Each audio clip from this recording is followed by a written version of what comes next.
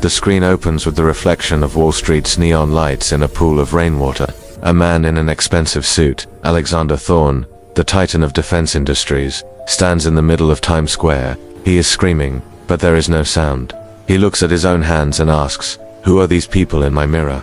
Suddenly, every billboard in Times Square glitches. A countdown appears with the phrase, "Alexander Thorne's memories, starting bid $1 billion. The public sees flashes of the tycoon's private life displayed like a movie trailer. The real Alexander Thorne falls to his knees. He has just forgotten his own daughter's name in real time. Someone didn't steal his money, they stole his biography. Kaito Ishikawa watches the scene from a nearby rooftop, adjusting his glasses. In New York, even your soul has a closing price. Kaito is hired by the Thorne family. The medical diagnosis is impossible. Alexander's brain is physically intact, but synaptically empty. It's like a formatted hard drive. Maria Rodriguez, operating from a hideout in Queens, discovers the connection. Kaito Thorne used an implant from MindLink, a company that promises memory backups to prevent Alzheimer's. But their server was breached. This wasn't a standard data leak. They used a total extraction protocol. They didn't copy the memories. They removed them from the host. Kaito investigates Thorne's office and finds a detail the police ignored, a small residue of liquid coolant on the carpet. This indicates a portable supercomputer was physically used on site. The clue leads him to the basement of a contemporary art gallery in Soho, where the physical auction of Thorne's consciousness is taking place for anonymous buyers using holographic avatars. Kaito infiltrates the auction by posing as an interested buyer. He sees the horror. Memories are not just files. Buyers can sample moments. He watches a criminal laugh while experiencing the sensation of Alexander Thorne's first kiss, or the vault codes for the Federal Reserve. Kaito confronts the auctioneer, a man calling himself the Archivist. "Detective, have you come to recover what was lost?" The Archivist says, "Memory is just an electrical charge. Why let something so valuable rot in a biological brain when it can be immortalized in silicon?" Maria tries to take down the auction digitally, but she hits a firewall that feels human. "Kaito, something's wrong."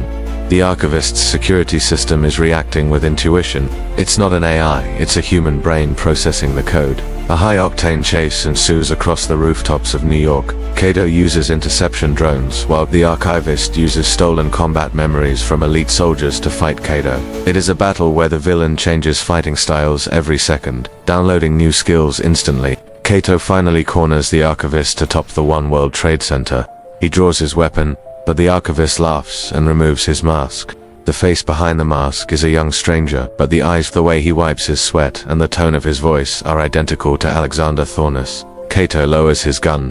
He isn't looking at a thief.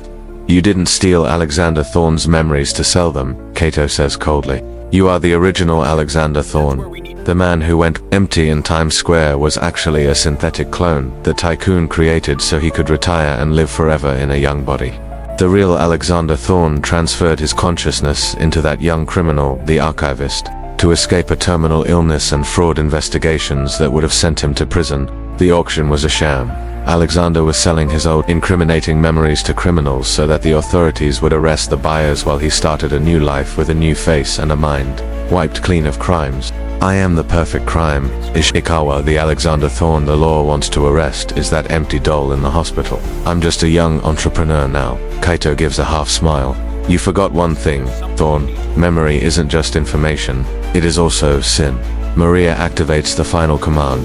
She didn't delete the memories. She merged them. She injected the memories of every crime and all the pain of the victims Thorne exploited for years directly into his new brain. The sensory overload is violent. Thorne collapses, screaming under the weight of 1,000 lives of suffering that he himself caused. He doesn't die, but he will be trapped in a forensic asylum, living every second of his victim's pain in his own mind forever. Kaito walks across the Manhattan Bridge as the sun rises. The man wanted to live forever. Now he'll have eternity to repent. Some things were never meant to be saved to a drive. Your mind is the only place where you are truly free, or is it? If you had the chance to back up your life, would you trust the person holding the password? If this New York mystery blew your mind, subscribe now to the Dragons Inc. Hit that like button to support Detective Kaito's investigation, and comment below. Would you sell your memories for $1 billion? Don't miss the next case. The system is just getting started.